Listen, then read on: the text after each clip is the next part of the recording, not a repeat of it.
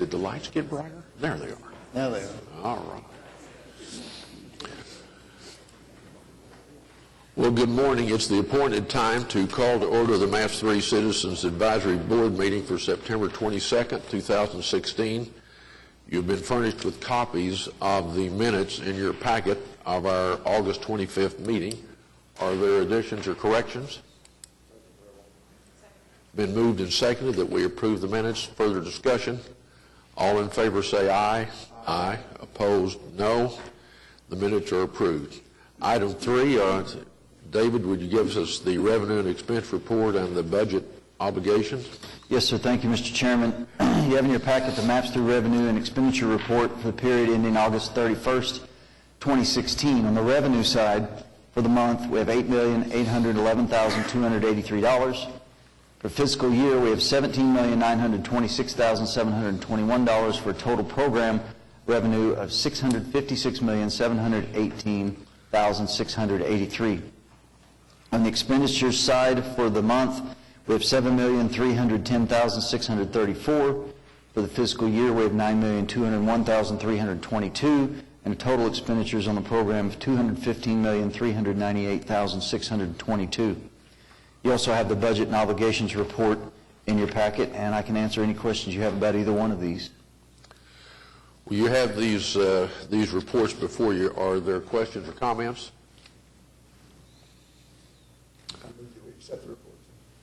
It's been moved that we accept the reports and seconded. Is there further discussion?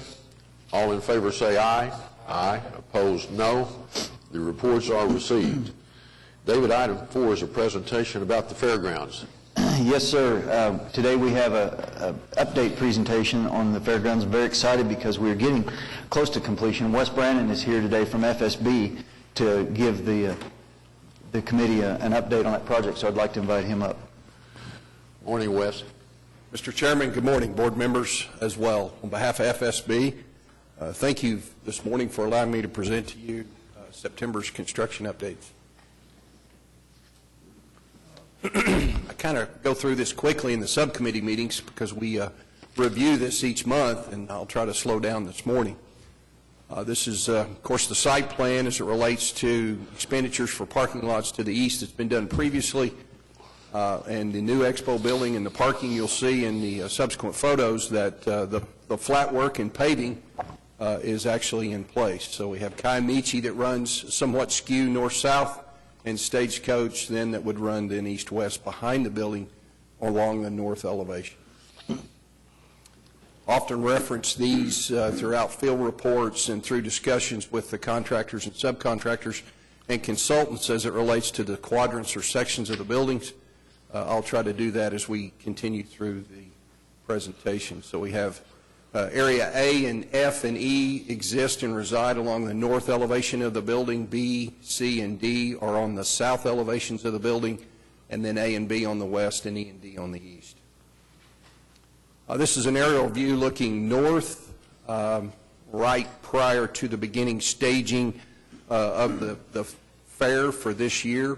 I want to apologize for some of the grade elevation photos. By the time that we prepared the presentation a couple of weeks ago, the fair had already begun staging, so I do apologize. The aerials will kind of speak for themselves. As you can see, they're somewhat dated. Over here at Centennial Plaza, this work you will see in some photos is complete, obviously, for the fair with the sodding and grading and the balance of flat work as it relates to concrete. You can see some of the aprons that we placed in for the Centennial building and then, of course, the drive. You can see along the west here where we were continuing prior to the State Fair fencing going up with vendor aprons. You can see the vendor aprons out here at the south sides of the entrance to the building. And then, of course, Silver Star was able to come in through Atlas's direction and cast or lay the balance of asphalt work here on the east.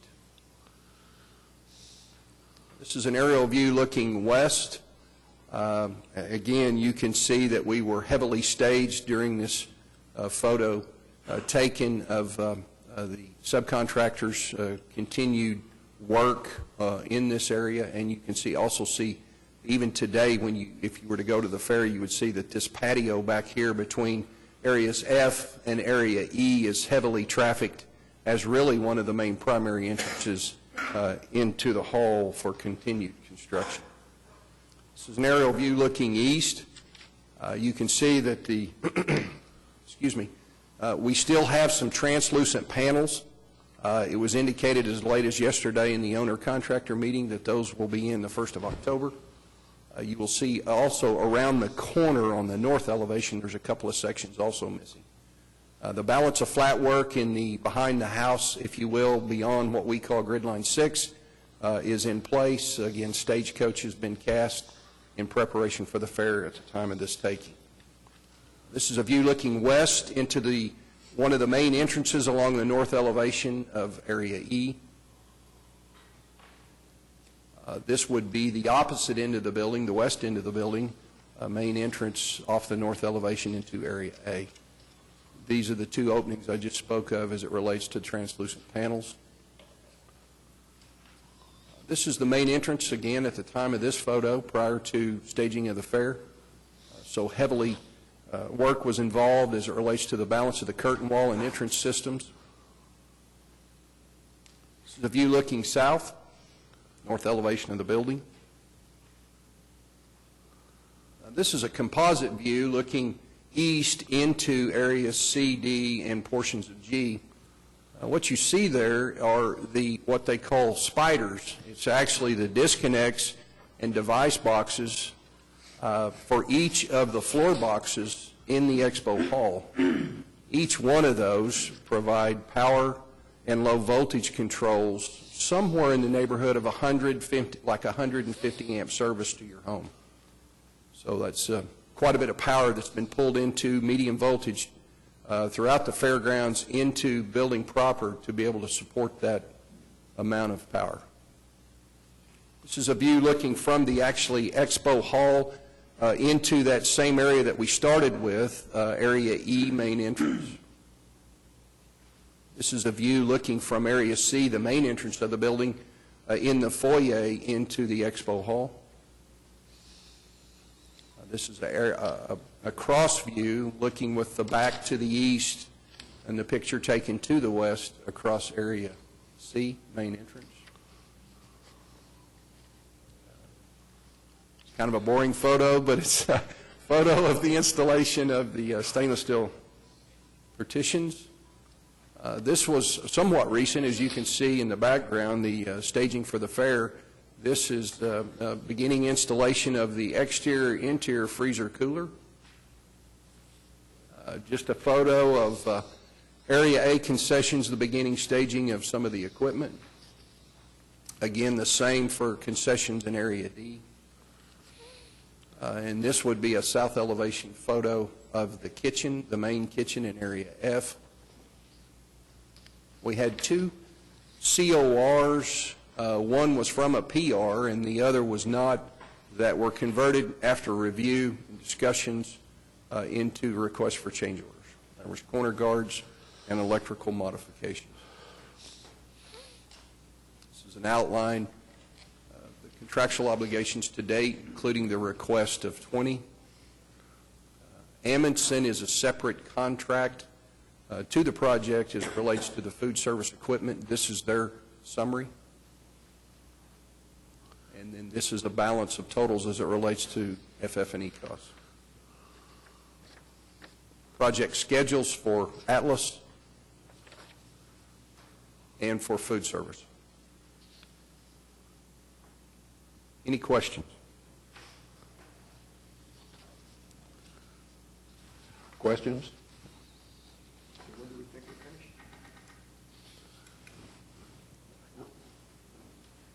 When are we estimating completion and occupancy? Substantial completion, it would be a guess that I would say we're probably 5 to 6 weeks. Thank you. Anyone else?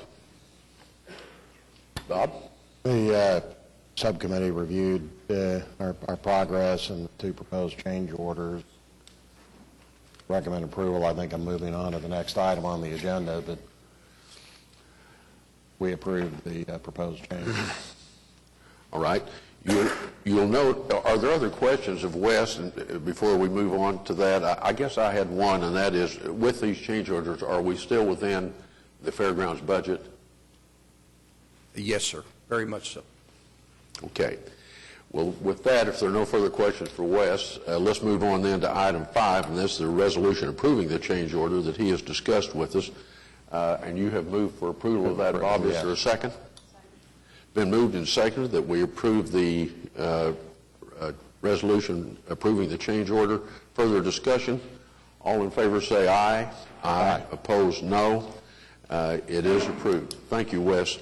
That brings us to item 6, the convention center. David? Yes, sir. We're very excited about the progress that we've had on the convention center, and everybody's probably already seen some of these pictures in the paper, but Adam Pollich from Populous is here to give you background and talk about the design process and where we are. So I'd like to turn it over to Adam. Adam, welcome. Thank you. It's good to see all of you again. So we had a great week with our subcommittee in continued development with the convention center. So just to give you an update, we are 50% through what we're calling our design development phase. So we still have about 2.5 months left of design work before we issue a preliminary report for review. So what you're seeing now is just an update for our subcommittee on where the overall materials and look and feel of the building stand. So again, nothing that you see today is final. It's just a shot in time of where we're at with the design process. So I'll go ahead. Again, you know, I go over this every time, and it's something that's important. I know I've kind of driven this home so many times, our design principles, but again, they're so important. The pedestrian experience, expansion, development opportunities, urban integration, everything that we've been talking about, and the relationship of the building to the district. You know, when we met last time, we talked a lot about the design story and what it means to be core to shore, earth to sky, and you'll start to see how this concept is starting to influence some of the materials and the look and feel of the design of the building. Some of the imagery that we've been mining, again, sticking with our guns and the design strategy, and you know, the analysis of the neighborhoods, and you know, the palette that we view, and how we can start branding some of the spaces for the convention center. Again, with the natural palette, the building is broken down on those 3 levels. We have the earth level for the exhibit hall, the horizon level for the meeting rooms, and the sky level for the ballroom. And I'm excited to show you the renderings that start to emphasize this. So these were the images that we presented last time. These were the white renderings of just the architectural forms. So what you'll see here in a little bit is just the update of these renderings with some of those materials applied. Again, just acknowledging some of these architectural moves, the entries, the views out, the architectural forms that are adding that level of protection, and then the different scale of the buildings to make it a bit more digestible from a pedestrian standpoint, and of course, taking in the potential for the future expansion to the south. Again, we're still very confident that we can hit the full program, the 200,000 square foot exhibit hall, the 45,000 square feet of meeting room, and the 30,000 square foot ballroom. We're in the middle of some updated cost estimates now, so by the next time we see you guys, we'll have some hard numbers to put towards this. But again, still very confident that we're hitting the mark.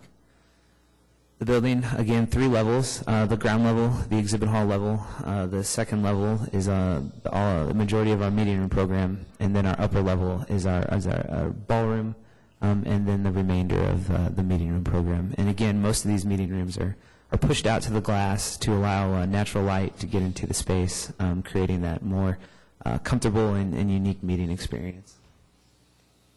So, as we go through this with our subcommittee, there's always a lot of questions about the size of meeting rooms, the heights of the meeting rooms, how many meeting rooms they are, what the different combinations are. So this was a few pages that we made just to give our team an inventory of what they were getting as far as meeting space. So as a general rule of thumb, most of the meeting rooms are approximately 1,800 square feet that are subdividable with a 16-foot clear height, which is at or above industry standard for the flexibility and the kind of meetings that we'll be having in the space. I'll just go through these quick. But you can start to see, if you look at these, you can see what rooms have the operable partitions to allow for the rooms to expand and contract accordingly for the size of the event. And, something that we've been seeing over the years, as the convention center and meeting market has evolved, is the need for these informal meeting places. The strategy that the deal is done after the meeting, not during the meeting. So implementing a series of these informal gathering spaces spread out across the various levels of the convention center to add that level of interest, to create some unique spaces, and then again to provide the patrons the ability to break out in these more intimate areas. And all of these, we'll call them kind of lounge or meeting room pods, will have data, power, and infrastructure for people to sit and plug in and potentially get some work done and have some of those breakout meetings. Vertical circulation, it's something that we just want to be very clear with our subcommittee on what we're getting as far as elevators and escalators and stairs. So we have 4 exit stairs that are strictly back of house. We have 2 exit stairs that we'll call front of house exit stairs. We have 2 pedestrian elevators, one to the north, one to the south, a freight elevator, and then a service elevator that service the kitchen and all of the back of house functions in the facility. We have banks of escalators that flank the north entry lobby, a bank of escalators that flanks the south entry lobby, and each one of those escalators has an open stair next to it. In the case that an escalator breaks down, there'll be a stair adjacent to it for people to go up into the levels. And then hospitality and food service. This is something that's kind of a gray area because it's not in our scope of work, but we understand that putting our best foot forward and adding this kind of level of hospitality for like a cafe or a market for like a grab and go. So we're just now starting discussions with the potential building operator on how we can go about adding this level of food service. So we've located it to the north edge of the building, which is adjacent to the potential hotel development. So we envision a lot of traffic on foot entering and exiting the building there, and the ability to grab a coffee or a quick bite to eat and then head up to your meeting for the day of the convention. So I also want to port out the ability to have portable food locations spread out throughout the pre-function. That's just adding that other level of flexibility for the food service. So there would be stations available on each level of the building, and even a food service floor box or plug-in available on the exterior balcony that you'll see overlooking the park. So when we think about the exterior, again, when we analyze the palette of what we're considering, all the different neighborhoods and the districts around Oklahoma City, there's a few things that really stood out to us. There's a lot of stone and natural materials that we see in the downtown corridor, in the downtown district. A lot of those are very civic and massive, and we really appreciate that. And we need to take that palette and apply it to the convention center in a more modern and maybe non-traditional way. And then when you think of the architecture and the moves of some of the new developments around, specifically Skydance Bridge and the boathouse developments and a lot of the more modern aesthetic you see, it's an interesting relationship between the more natural materials and the modern architecture. So again, and then there's been a lot of talk about the successfulness of the Union Station redevelopment and the terracotta roofs and the natural stone veneers. So using that aesthetic as one of the driving factors for the convention center. So the site plan, again, sticking with the natural materials, we've cut sections just to show the relationship between the convention center and the potential hotel along 4th Street, the relationship, of course, across Robinson, and then the relationship to the south, which would be for potential expansion or for a potential on-grade parking lot. So I want to call out to the north what I'm highlighting. That's where we have those overhead doors in the exhibit hall that would open up onto what we're calling our 4th Street Plaza and some outdoor exhibit space. So depending on what happens with the potential hotel, we see a lot of potential there along 4th Street for food trucks and outdoor exhibit space, essentially giving the convention center its own outdoor space to manage and not have to, be in conflict with anything that's happening with the park across the street. To the center of the building, we're calling this our entry gardens, and it's approximately 10,000 square feet of public space. It's doing two things. It's the buffer to get people to and from the park. If you remember, on the other side of Robinson, we have a lot of great program. We have food trucks, farmers market, we have the plaza, and the event space. So there's going to be a lot of back and forth across Robinson. And so there needs to be a zone there where people can land comfortably and feel safe. And specifically, if there's a large event in the convention center, say 10,000 people, they need some space where people can exit the building and not be exactly right onto Robinson. So, and then to the south, as I said, we envision something that's heavily planted, but not too heavily planted to jeopardize security, but something that's a more natural aesthetic to soften the edge of the building, and something that can be retransplanted as we move forward with the expansion. So the forms, if you remember, we developed this program in the forms with our subcommittee, and that's what led to these architectural shapes. Again, they're doing a lot for us. They're adding some interest, they're protecting the building, and creating the architectural language. And so here's these renderings that we saw last time with the colors. And so this is the colors and materials. So this is that view from the park. So you can start to see how the architecture, again, is still responding to that natural palette. And again, when you look up Robinson, the architectural forms that we've highlighted, that's where we're planning on using that natural material. It's we're looking at a few products right now. One is a terracotta panel that would kind of mimic what is happening in Union Station. Obviously not the same material, but something that plays well and pays homage to a little bit of the history that's happening in the district. We're looking at materials that are resilient, UV protected, through colored, to minimize maintenance and exposure. And then specifically on the soffits of these architectural forms, we're looking at some UV protected wood veneer products. So again, staying in that natural palette. There's some talk about metal panel, but we really want to head down the natural route here because we think it better fits in with the district and developing the language. So from Robinson looking south, this is a good chance to just talk about the glass that we're using. Because of the west-facing condition, we're thinking about using a darker glass and a glass with a little bit of reflectivity. And normally we wouldn't really go down the reflective route, but if we add that little level of reflectivity, it gives us that next level of protection.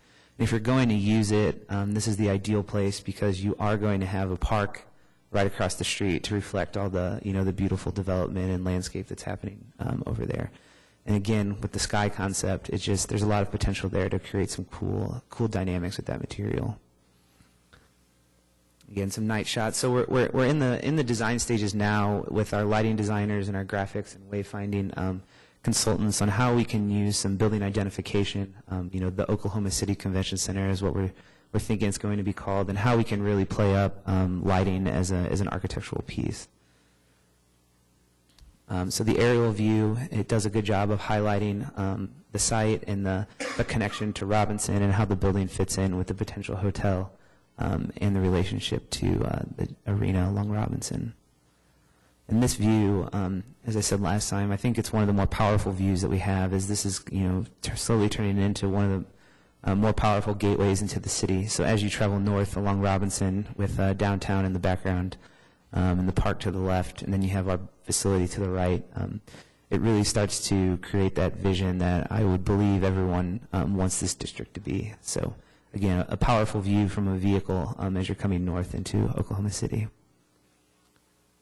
And this is that exterior view of standing on the balcony. It's something that we've been preaching since the very, very beginning on how this west-facing balcony is something that is key to the successfulness of the facility.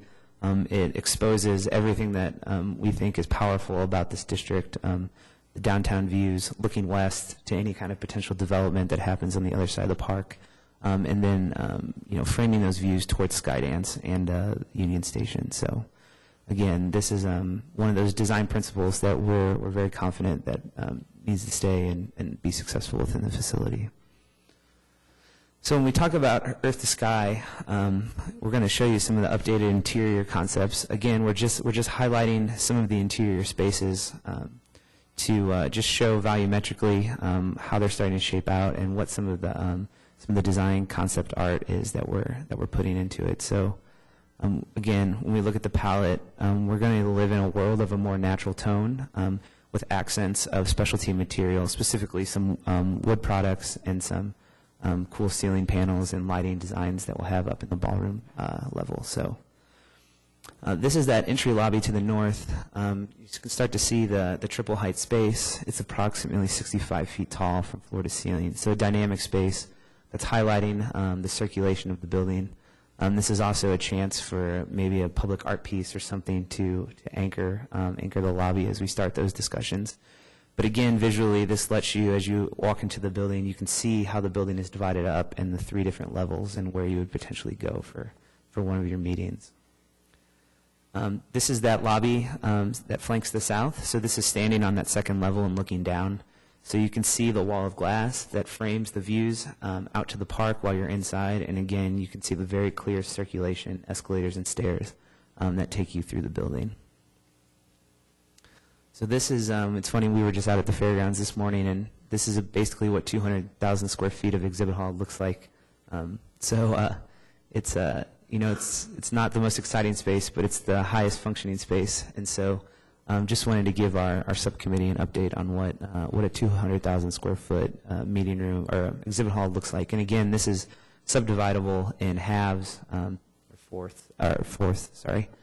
So the concept from early on was meeting pods, and we didn't want long, monotonous corridors of meeting rooms, and so highlighting these areas, and so you can see the bank of meeting rooms here highlighted with that natural material to designate the entry into these areas, and then you can see one of the more casual type lounge breakout spaces that we have directly outside of those meeting rooms. So again, this is on that meeting room mezzanine, and this is what we're envisioning as how these pods can start to shape out throughout the building. So as we get to the ballroom, if you look at the renderings are specifically a bit more reflective and brighter as we move up to the ballroom level, and that's fitting in with our concept of earth to sky. So again, you can see this landing that takes you up to the ballroom level with the integrated seating and stair. There's a little bit of symbolism there as you, arrive and you transgress into the ballroom experience. And then specifically in that pre-function, we're having vertical lifting walls at the face of the ballroom that open up and provide that back and forth connection between the ballroom, the pre-function, and then the 5,000 square foot terrace that provides that view to downtown. And inside the ballroom, again, we're exploring some opportunities to use some unique materials for lighting, acoustical treatment, and generally to add some interest in the space. So again, we're going to be playing with light, reflectivity, and shadow just to achieve that painted sky feel that we've been so passionate about as we've been designing the space.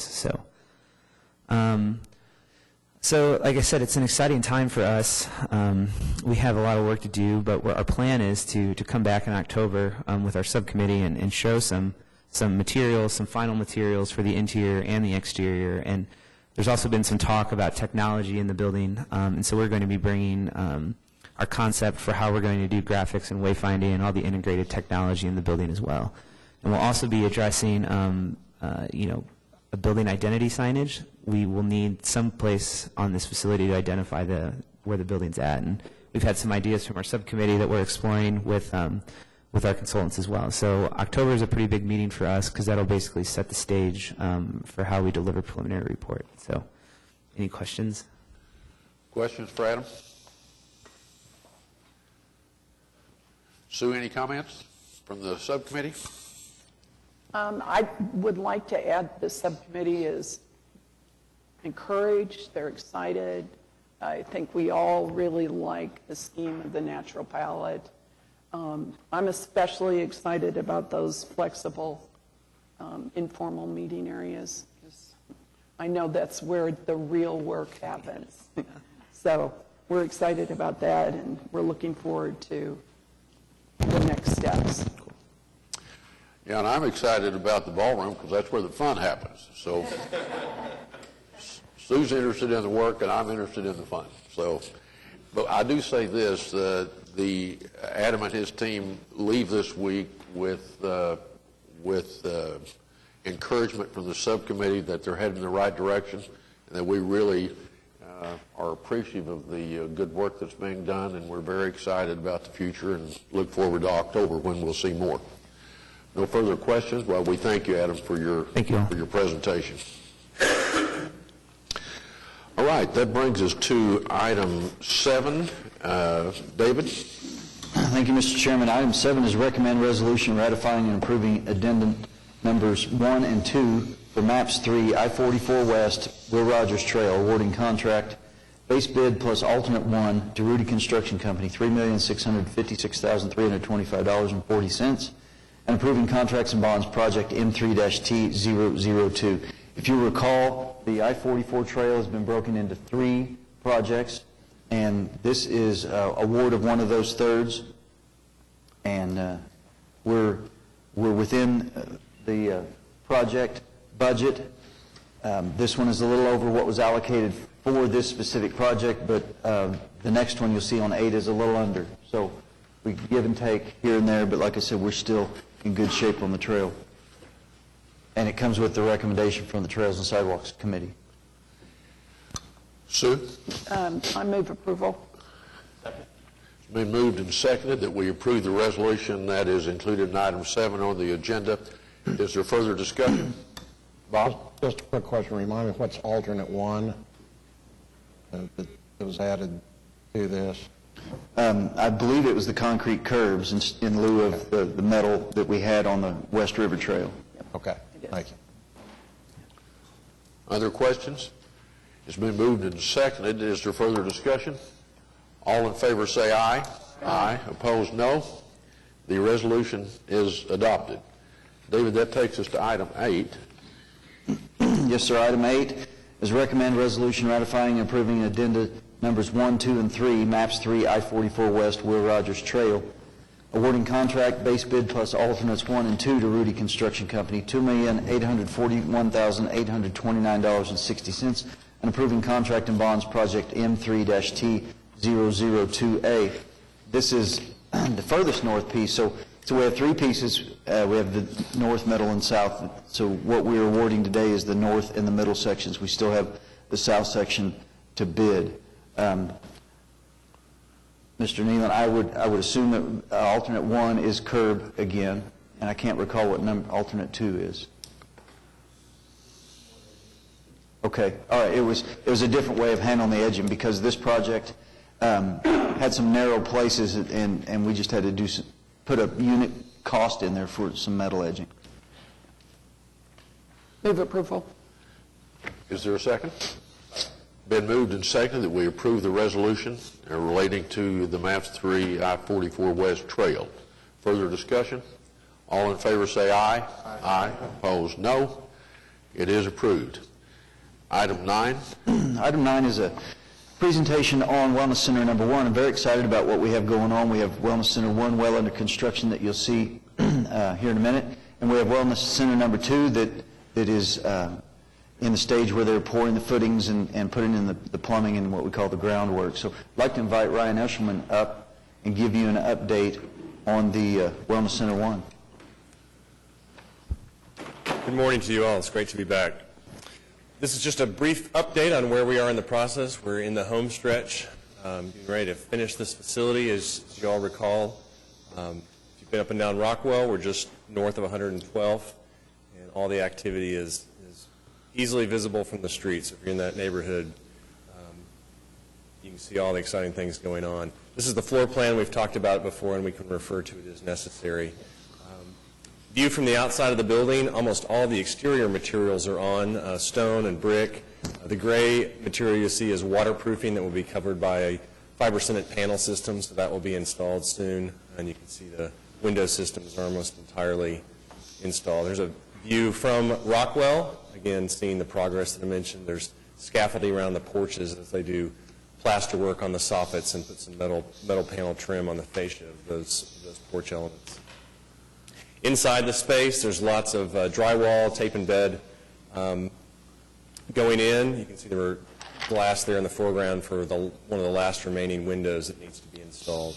This is the fitness equipment area, so this will be full of treadmills and cardio equipment and weight equipment. And you can see lots of daylight into this space. This is a view from inside the aerobics studio, so again, lots of daylight, same level of completion, starting to do architectural finishes in this space soon. Main lobby is finishing the drywall. You can see all the systems and insulation that have been installed overhead, so this space is catching up to the others. And you can also see the amount of daylight coming into this space. This is our main activity room. Divisible into two spaces. You can see the beam in the center with the track that's been suspended, so there'll be an operable partition similar to a hotel that will allow this room to be reconfigured into smaller spaces. And again, this is no lights in here. This is all daylight that's illuminating these images. And this is the art room. Again, lots of natural daylight, same level of completion, so getting ready to complete the drywall installation inside the building. A little hard to see in here, but this is the pool. This is one of the last remaining areas that needs to have windows installed, so that's getting ready to happen in the next several weeks. All the tile work, the tile accent work has been installed, so there'll be a final plaster coat on the pool. It's also a good view that shows the ramp, the steps, and the lane configuration and the varying depth of the pool. So as you recall, this is a hybrid pool that does lots of things for lots of different folks. And one more classroom-sized activity space, again, just to give an indication of where we are in the process. We're not bringing any items for action today. You can see the total contract construction amount with all change orders to date reflected there. And you can also see the contract substantial completion date, which has been unchanged for several months of December 3rd. Because we're in a very favorable position in regards to change orders, the MAPS office requested that the operator prepare a list of additional scope items that might be incorporated into the building and be funded with the remaining contingency that appears will not be necessary to complete the project. So this is a preliminary list of items that Healthy Living has prepared that were not originally included in the project due to budget limitations.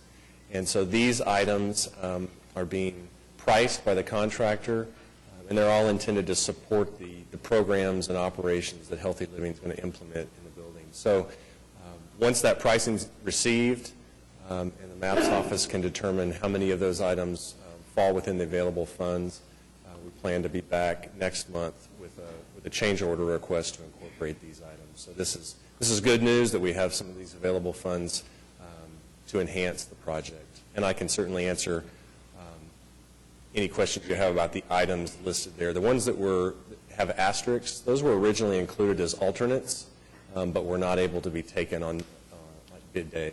The other items have been added as Healthy Living has firmed up their programming and operational model for this facility.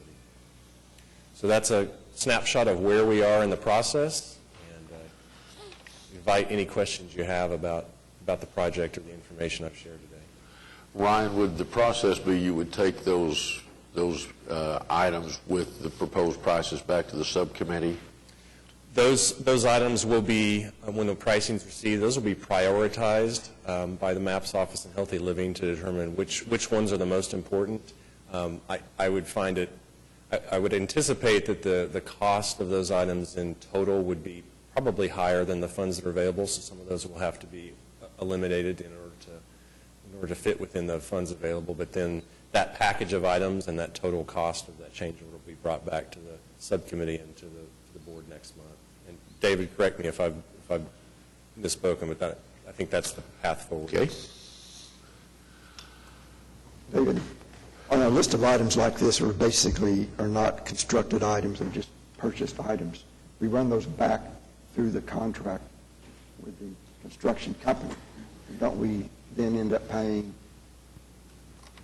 an additional fee for those items? Or There can be some Can we markup. not buy those direct and not go through that? Some of these items, we'll see if they're on city contract, and we will certainly do it that way. Some of the items need to be installed by the contractor, so we're just going to have to go through it and see what all we've got. As Ryan said, we're in the early stages of this.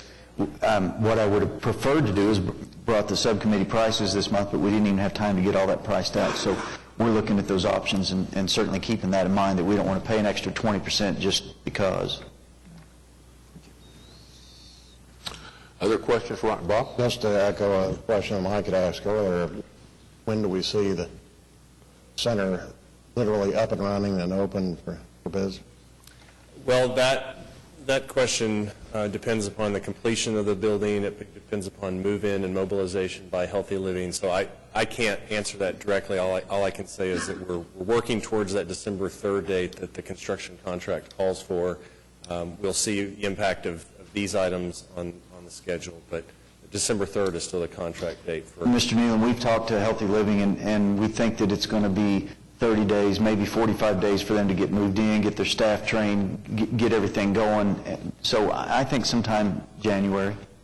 Well, I'm planning to get my wife a membership for Christmas. So up and running in time. So. Well, I have a number you can call for that. Well, Mike or Cecilia, anything from the subcommittee that you all want to, for us to hear? Yes, the subcommittee did meet and approved all of this, and would like to move forward with the resolution. I also had the opportunity to visit the center the week before last, I believe, and it was pretty impressive, Ryan. You guys have done just a wonderful job. I was struck even when we first entered the building, the high ceilings just give it a feel that is just pretty impressive, and I was real excited about that. So, but the point is the resolution, and yes, the subcommittee met, and we would approve, and we approved that resolution. Cecilia, So I move the resolution. anything from you? All right. Oh, we're still in the presentation. Never mind. All right. Well, thank you, Ryan. We appreciate you being here and the great job you guys are doing.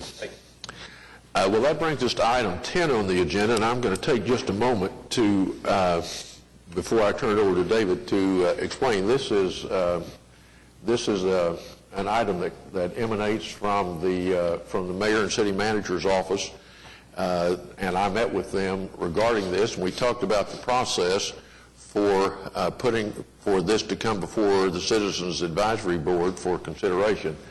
I would characterize this as a program item versus a project item. So it's not necessarily related to the individual subcommittee projects, but is rather a MAPS 3 program item that has come directly to us for consideration. I am advised that the City Council has been briefed, but they certainly have not acted on it, and so the mayor and city manager asked if we would consider this. The motivation for this is that as most of us, certainly me, as we go around the city talking about the implementation of the MAPS 3 projects, there probably is not a more important issue that is raised in those meetings than what about parking? And obviously, one of the intended consequences of building a new convention center, building a downtown transit system, building a new park is to increase the number of visitors to downtown.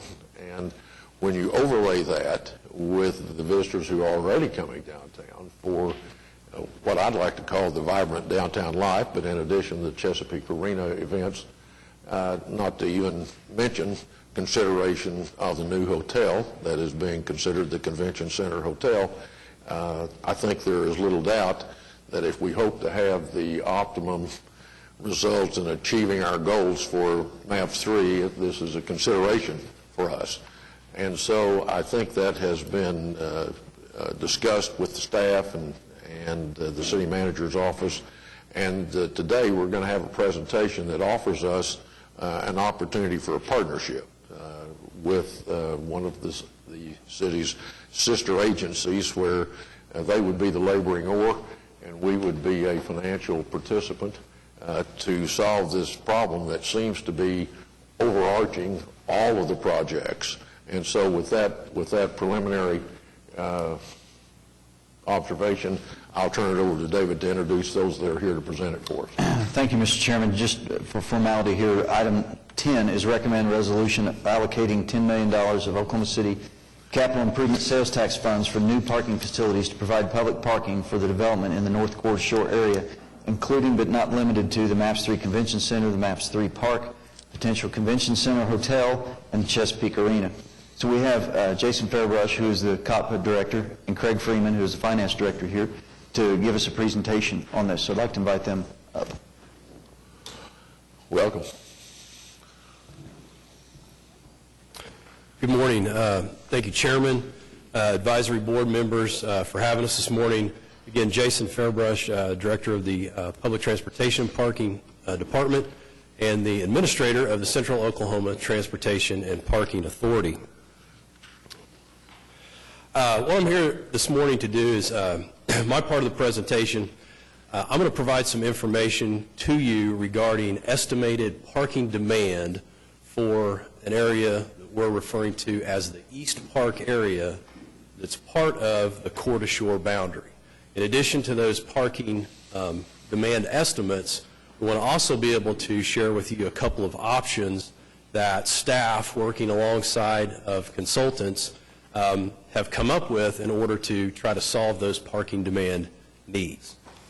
Before we get into the parking demand estimates, I wanted to at least give a brief background on where some of these estimates came from. In other words, how did we determine these numbers? And it started really back in 2014 when COTPA engaged a consultant to assist us with performing a parking study for the entire Core to Shore area. And you can see in the image on the slide here what that core to Shore area includes. It's basically an extension of the core of downtown, starting on the north side around Sheridan. You can see it goes as far west as Western, south all the way to the river, and then east includes land even to the east side of Shields and E.K. Gaylord there. So we worked with Kimley Horn. They were our consultant on this study, but we also included a lot of stakeholders. Although COTPA had the agreement with the consultant, we worked very closely with the city's planning department, worked with them in terms of incorporating into our study some of the development scenarios that they were working on, including studies as recent as the Downtown Development Framework that was recently approved. We also worked with the Alliance for Economic Development and included some of their recommendations and insight in terms of development for this area, which also included the Convention Center District study, some of that information. We had representatives from the city manager's office as well as downtown OKC and other stakeholders. So it was really, in my opinion, a really robust group of folks that contributed to this study. So one of the areas within the study that we looked at was the East Park area. And I have the East Park area outlined here on this diagram. And as you can see, it's just directly east of the MAPS 3 Park, and it's that parcel of land there that includes where the convention center is being constructed, where the potential hotel could be located, along with additional private development in the form of residences, office building, commercial, whatever type of development occurs. In addition to the park, the convention center, the potential hotel, I think another interesting fact about this East Park area is that it's very close to one of the more robust transit stops for the Oklahoma City streetcar. We refer to it as stop number 5, but that is that stop right at the corner of Robinson and the new boulevard that will serve the convention center, the Chesapeake Arena, the park, all of those surrounding areas. That'll be a stop that is double-tracked, which means both the main line and the Bricktown Loop will serve that location. So again, thinking of that portion of our population that visits downtown Oklahoma City, Having ample parking right there where, a person could choose to park right by that stop and then use the streetcar to circulate through Midtown, CBD, and Bricktown, we certainly think could be beneficial. Other nearby parking generators, of course, are the Chesapeake Arena. Most of you probably remember at one time we had some overflow parking and surface lots that we refer to as the old I-40 lots. With the new boulevard coming through, we no longer have those lots. So that's about roughly 400 spaces that we no longer have. So again, parking in this area will be generated. We also think by Chesapeake Arena. And then any future development, for example, at the Producers Co-op site just to the east of the East Park area. So when you look at the study and you think of all the potential development that could occur when that area is fully developed, the consultants determined that there's a need for roughly 2,300 parking spaces. Now again, that's assuming that entire space is fully developed with the public projects that I've mentioned, but also private development. But when we look at the initial need, what are we going to need in terms of parking when the park is online, the convention center is online, there's possibly some hotels in that area. The initial need is about 1,400 to 1,500 parking spaces. The goal here would be any gap between the estimated need when the area is completely built out to what the initial need is, would hopefully be filled by private development as residential units and office units come online. So what staff was really tasked with and working with our consultants was trying to solve that need of 1,400 to 1,500 parking spaces to support primarily convention center, the park, and the projects that we know will be coming to fruition over the next few years. So we had two options that we looked at, and actually let me back up. We looked at multiple options. We have two that we think are viable options for the area. And each of these options includes a 500-space surface parking lot. So thinking about the location of the convention center, the current footprint that's proposed, directly south of there, where I believe we've indicated that could be a future convention center expansion area. Now the city's acquired that property, so that land is available for a surface parking lot. I think you even saw that in some of the renderings that was shared by the convention center consultants. So again, looking at 1,400 to 1,500 parking spaces, we feel like we have a relatively cost-effective and easy answer for 500 of those spaces, and that's the surface lot directly south of the convention center. So then that leaves us with anywhere from 900 to 1,000 spaces. How do we meet that demand? And that's going to need to come in some form of structured parking. In addition to that additional demand needing to be satisfied with structured parking, the structured parking, in our opinion, needs to be expandable. And the reason for that is if the convention center, or I should say when the convention center expands and the surface lot goes away, essentially those 500 spaces will need to be accounted for somewhere. So as we put these recommendations together, one of the things we really tried to give a lot of consideration to was the ability to expand the garage in the future. So we'll look at the two options. The first option that we looked at was putting the parking under the convention center. We figured we could get between 500 to 800 spaces under the convention center. And the reason there's a range on that is it depends on if you use the entire footprint of the convention center or you limit it to just, say, for example, the exhibit hall. Either way, you'll notice that the cost per space is pretty high. At a minimum, looking at going underground for any type of parking, about $45,000 per space. You'll notice we have a range of $45,000 to $53,000, and that's because at this point we don't really know how much structural reinforcement could potentially be needed in order to accommodate the exhibit hall and such that's part of the convention center. So looking at the pros here, we do feel like putting it under the convention center, one, we have decent pedestrian access, particularly for those that are going to the convention center. They're actually, right under their destination. Other than that, it is across the street from the park, across the street from the hotel. There could be multiple entrances and exits, so as you can see, if you can see the diagram there up in the top northwest corner of where the convention center footprint is, that would be a main entrance and exit to the garage. You could put one on the south as well, although then you have parkers potentially coming out of the garage and the surface lot at the same time, so there could be some congestion there, but it could be designed to have multiple entries and exits. The other benefit to this site is obviously the land is already acquired. We've kind of talked about some of the cons already. I mean, it is a very high cost per space solution. Spaces, again, under the existing footprint range from 5 to 800. Limited expansion, so if the convention center was expanded and the surface lot went away, you could still do some underground parking. Probably wouldn't be able to get the full 500 spaces under the expansion, probably more like 350. So you'd have a little bit of a net loss in parking there with that expansion option. And then again, we haven't studied it to its fullest extent, but we're confident there would be some structural changes needed to the convention center to accommodate that amount of parking underneath the building.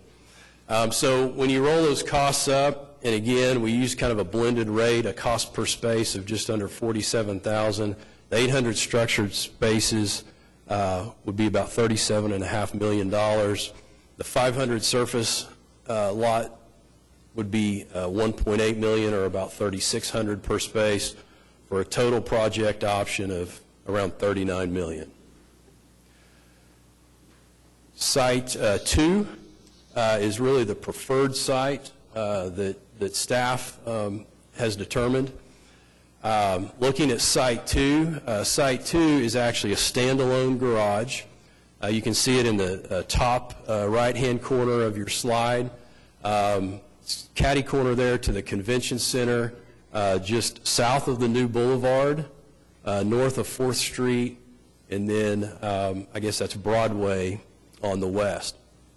So with the standalone garage, we feel like there's certainly some more pros to doing it this way. One is better pedestrian access, particularly for those that might be using the garage not necessarily to attend a convention event. When they park their vehicle, they immediately have street access. They're not under the convention centers. They have immediate access to the street, and it puts them right along the boulevard, and again, like I said, in somewhat close proximity to the transit stop. Has the most options for entry and exit, so you'll notice actually 3 entrance and exit points, one off of Shields there, one off of 4th, and one off of Broadway.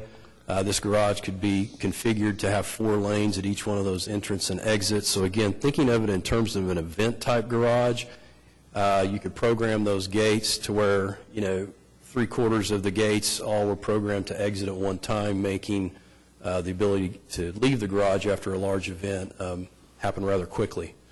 We also believe this option offers the best in terms of traffic circulation, not only because of the multiple entrances and exits, but again, you don't have the conflict of potentially a surface lot trying to empty out on the same street that a parking garage would when we looked at the other option.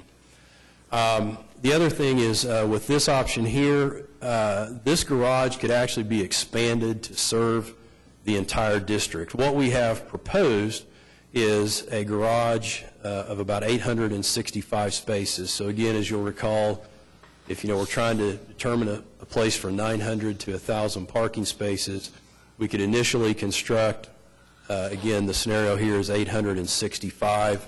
We could expand that later to accommodate the loss of the 500 if the surface lot is used for expansion. And really, that garage could even be expanded to meet the complete needs of the area, the full 2,300.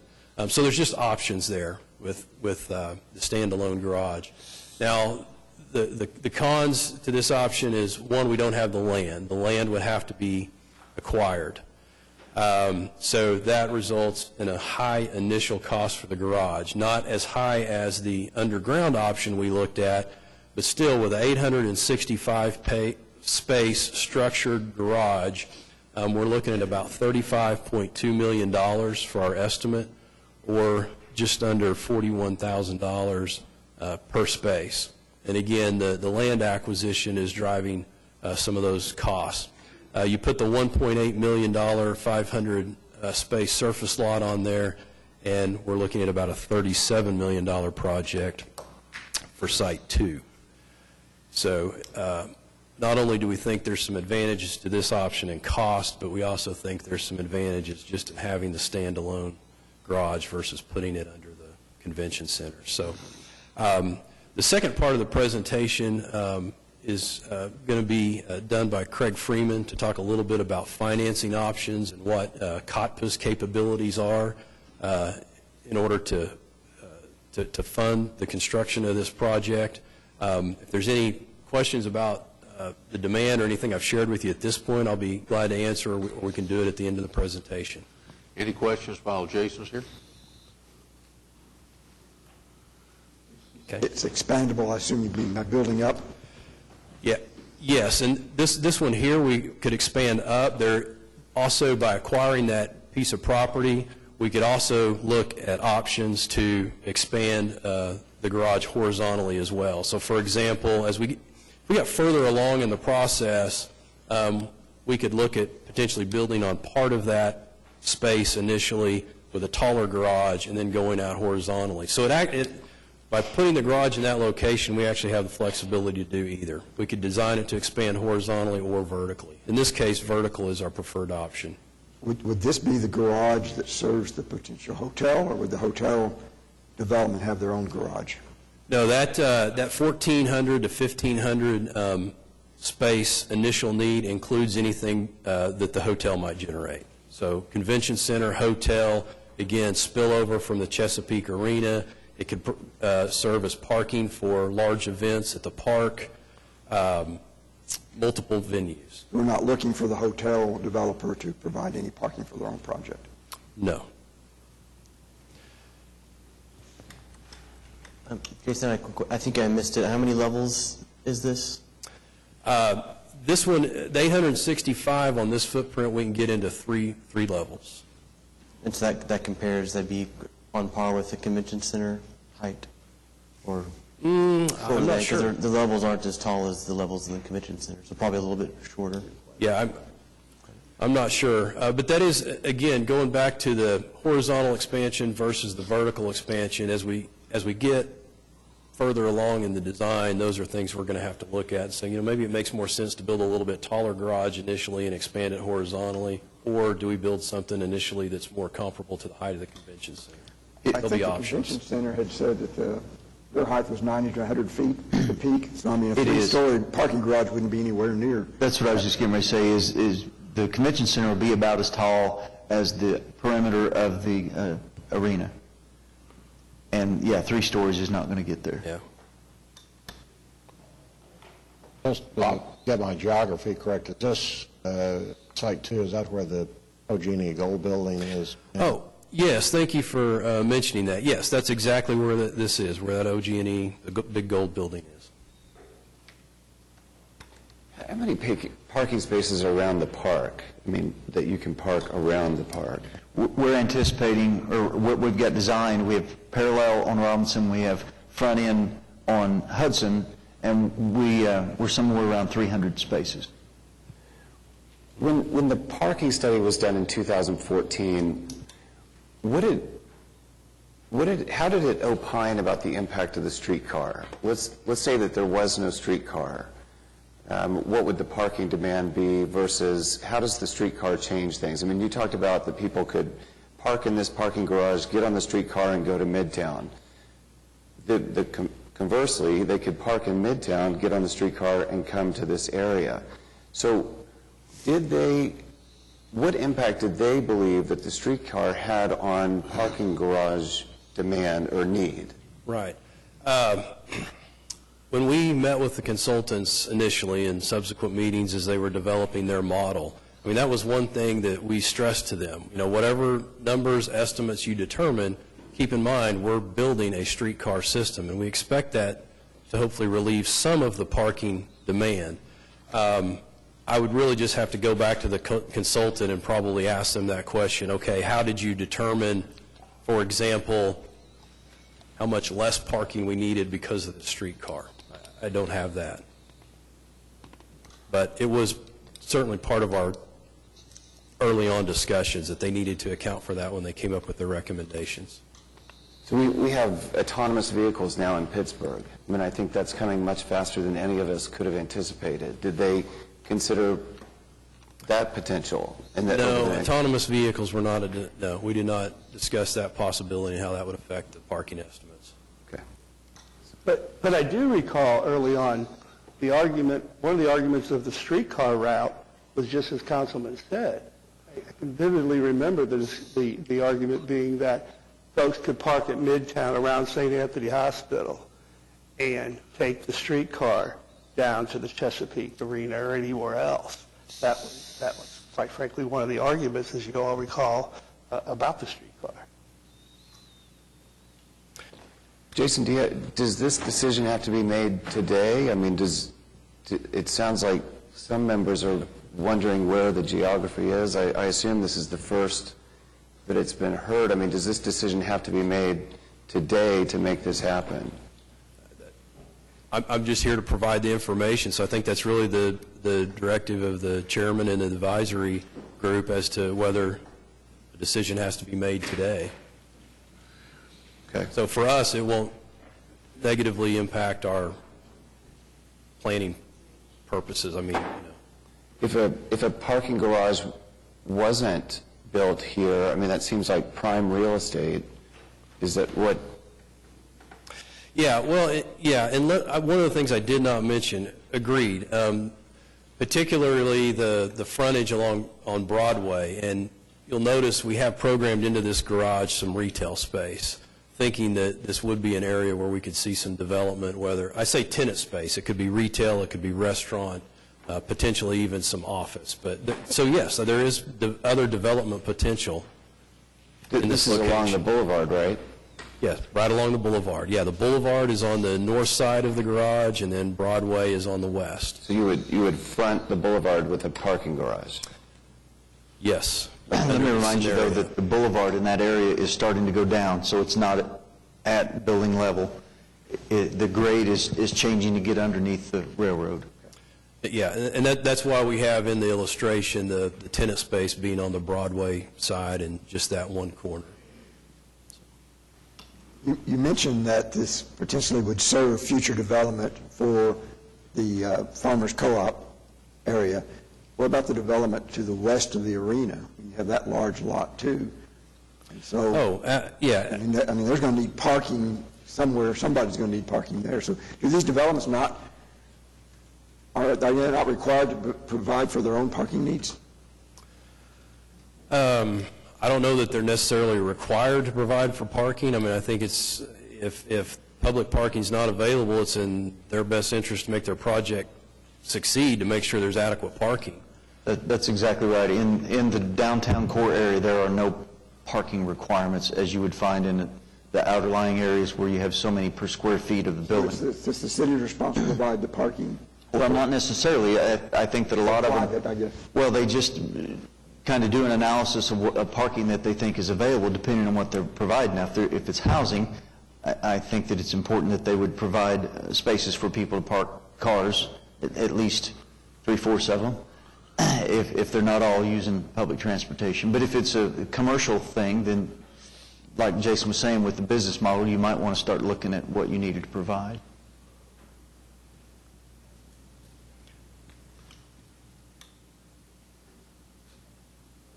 One more question, I'm sorry. What's the typical means that CARPA funds their projects? I mean, I assume you get bonding, and assume that bonding requires an income statement that shows that it's going to be able to support itself and pay its own bond. So why is this project, why are you asking for help, I guess, from the MAPS committee if it's not financially viable to support itself and the Yeah. bonding requirement. Isn't that what Craig was going to finish up with? Craig's going to explain that, yeah. But, I mean, essentially, you're right. We fund large projects like garage construction through bonds, and ultimately, we hit a limit on our bonding capacity. There's certain coverage ratios that we have to have in place. And as Craig will get into, to do a project of this magnitude, we're limited, COTPA's limited on its bonding capacity to go do this project on our own. Despite the needs that are shown?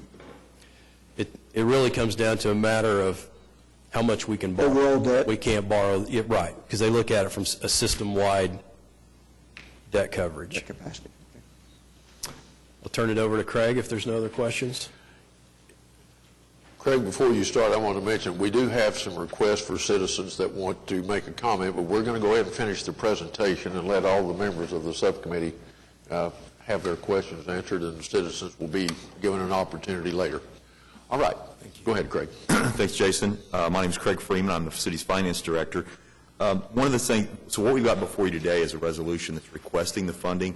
This doesn't make the final decision on the location, the structure, the size. It's based upon the scenario that we have before us right now of what we're trying to capture and what Jason was saying, getting somewhere around 1,400 spaces of parking. And so the request right now is a funding request. It doesn't make that final decision. We still have to go back to COTPA and get a final decision on approving the debt. We'd have to go before the city council to get the debt approved as well. So to the point of your question, when we started solving for this and looking at the needs that's here that's been identified, we started looking at COTPA's financials. So COTPA, the city's finance department, we worked together on their debt program, and then working with our financial advisors, public financial management, started looking at COTPA's financials. And what we have to do, what Jason was saying is exactly right.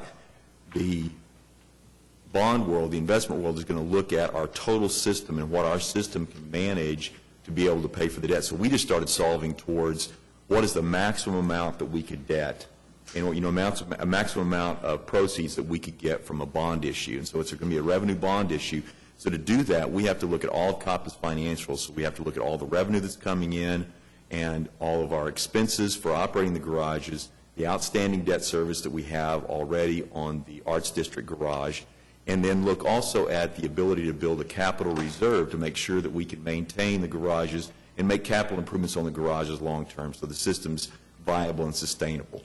And so we're looking at all of those together. And so when we came back, so the question would be, how do you arrive at the $10 million request? And so when we solved for that, we came back to COTPA's capacity, the maximum capacity that we could debt at this point, not just focusing on this garage, but focusing system-wide, is $27 million.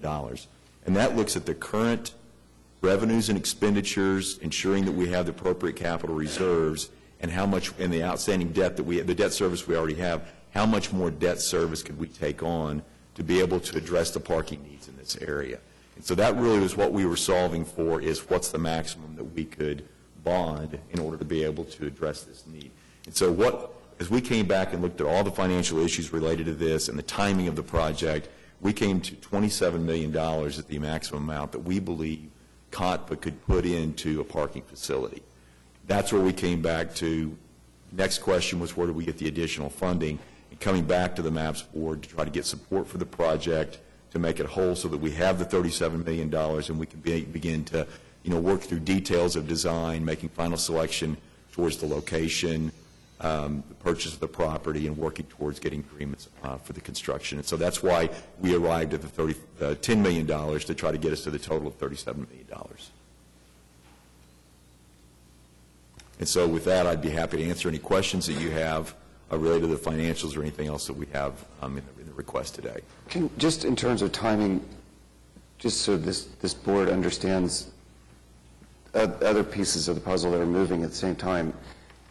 Yesterday we met with 2 convention center hotel developers.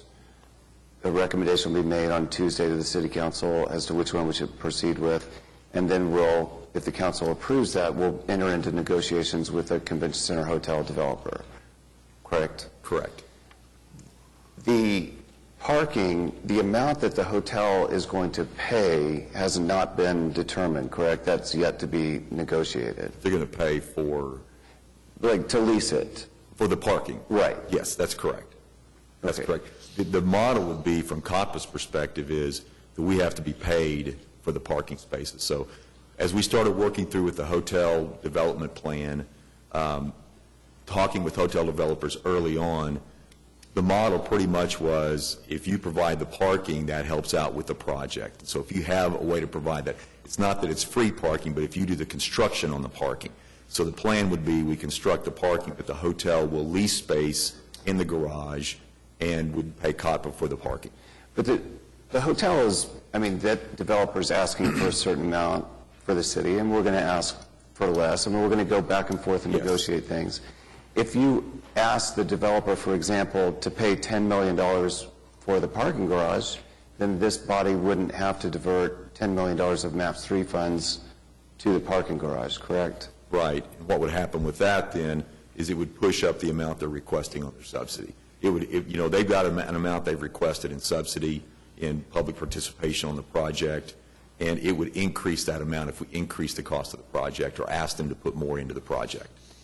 Right. So it effectively, right. So it would affect that cost. right. So effectively, we'd be using MAPS 3 funds to decrease the subsidy to the hotel. I think what we're using MAPS 3 funds for is to try to address the parking needs in the entire area. So that's not anywhere near going to cover the spaces that would be needed for the garage or for the hotel, and COPP is participating at $27 million. And so I don't think it's just asking MAPS to come in and lower the cost for the hotel. Right. If we ask the hotel to put $10 million more in, it would increase the project cost. I think what's a little bit confusing to me, because if you remember 10 days ago, we talked at council, and we talked about that there's this extra money, there's $30, $40 million, but sales tax are coming in a little bit less each month than we anticipated, so we're not sure exactly how it'll end up in November of 2017 when we end up, but likely we're going to have extra monies. And so I asked, well, what are the subcommittees doing, or, what are and there was some laughter that the subcommittees are lobbying, for their subcommittee to get access to this money. But then it was said, but we should probably, we can't divide it up right now because we don't know exactly how much money we're going to have, and so the subcommittees will just have to wait, and then it'll be up. So that's, I guess my question is, if the subcommittees have to wait, because we don't have the streetcar bids in, I don't think, we certainly haven't addressed convention center cost overruns or anything that could come in like that, or cost overruns for any project, why today? Why are all the subcommittees waiting, right, being put on ice? The decision to do a 5th wellness center versus 4, all that's on hold, but we're going to allocate $10 million for a parking garage today, which presumably is the first time this entity has heard of it. I'm not understanding the urgency. I think, to me, the timing on this. To me, the timing is the hotel. To me, the timing is that we had negotiations yesterday. It's going to be presented to the council on Tuesday, and this parking garage has to be solved to make things go on the convention center hotel negotiations. And I think that's why you are being asked to do this today, is so that now we can move forward on the hotel. So I think another question to ask, too, would be, do we want to have a convention center constructed and completed without parking to support it? But so the timing of this, I think, would be, we want to make sure that it does, we want to have a hotel that supports the convention center. We want to have parking that supports both projects. Right, but you have 500 parking spaces in a surface parking garage, and you have 300 around the park. So you have 800 for about $1.5 million. I mean, you haven't spent anything. Then you've got the streetcar that's going to be bringing people to the area. And it just seems like that decision about what kind of parking garage could be made a month from now, or 2 months from now, or 3 months from now, when the sales tax, when we have a clearer picture of how much sales tax we're going to end, what our final number is going to be, and what other cost overruns, what other needs the MAPS $3 might be needed for.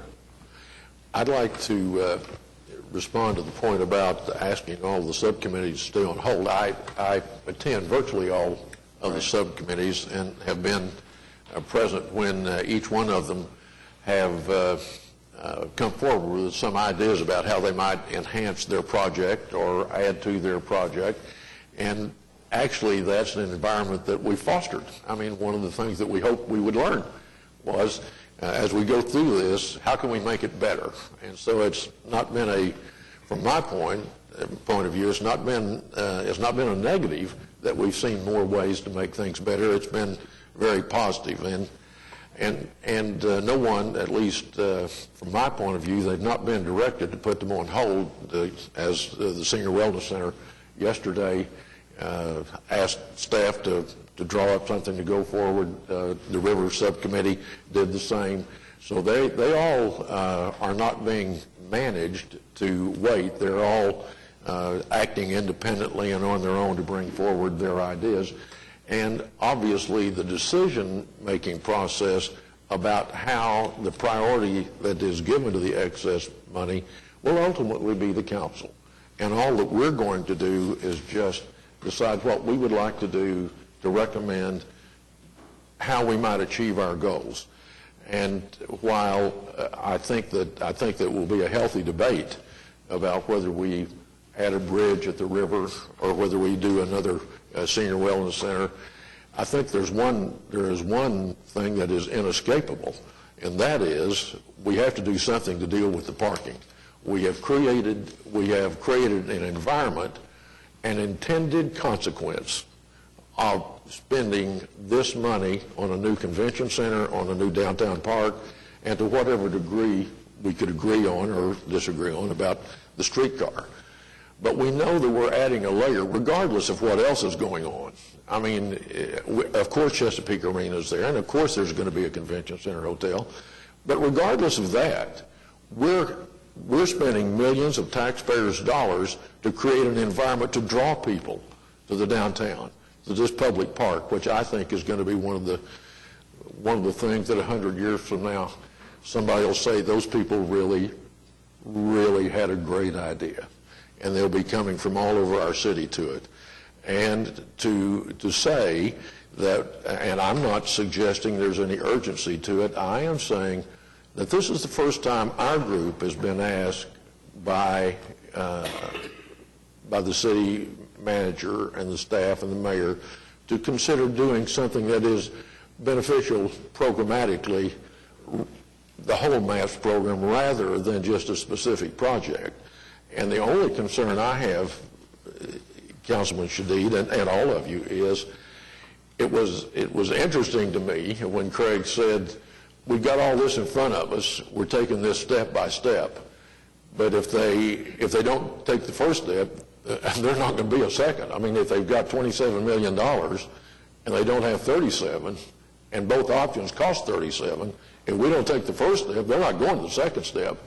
And I'm inclined to want to move the project along, and if ultimately the city council decides, well, we ought to do something different about it, that's okay. I mean, you guys are the decision makers, but from the viewpoint of should we not take the next first and logical step to get there, it seems to me as though if we have a known need that is an intended consequence of what we're doing, then why wouldn't we take the first step?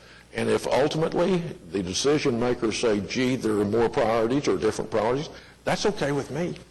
I mean, that's okay with me. That's all we can do is all we can do. And so that's my response. Anyone else? Michael? Yeah, Tom, I'm against this, and for a couple of reasons. The issue of additional parking did come from the consultants for the convention center. I sit on the park subcommittee, and when the issue of parking has come up, not once have I heard the consultants talk about the need for a parking facility downtown to accommodate the park. So of course, if there's a facility and there's no parking or parking is limited and it's adjacent, close to the park, people are going to park there. That's obvious. But to argue to me that it's anything other than the convention center seems to be a stretch. We also know that of all of the MAPS projects that the voters voted on, the convention center by far was the least popular. In fact, by the Chamber's own poll, it was 37% of the folks. It was by far the lowest. The most popular was Trails and Sidewalks, and it had, along with the senior wellness centers, which also was very popular, the least amount of dollars. I think that when we look at this issue, that comes to my mind. But just as importantly, perhaps, is what Councilman Shadid brought up in terms of why now. It is true. We've heard that all of the subcommittees are lobbying for their own needs, and the Senior Wellness Center has been successful in asking this advisory board, and the City Council has approved on 2 different occasions additional monies for Wellness Centers number 1 and Wellness number 2, including, ironically enough, the need for parking for Wellness Center number 2, because the agreement that the city thought it had with the Oklahoma City School Board, a new board member raised issue with, and therefore we had to go back to the table and renegotiate a different sort of deal, which required more money. We haven't even bid the 2 largest, the convention center, nor the park. That little experience with those dollars for one of the smaller projects, the wellness centers, tells me that we should wait and look at all of the needs of all of the MAPS projects before we commit, 25% of the contingency for this particular project. So even if you support the parking facility, it seems to me that the appropriate, when I was the director of a health center for many years, and if the finance CEO would come to me and want to spend a significant part of the budget on a particular item, just on its own merits, and not compare it to not with any recommendation looking at all of the budget, I would ask her, what are you thinking about? We can't look at that until we look at all of the requirements and the needs.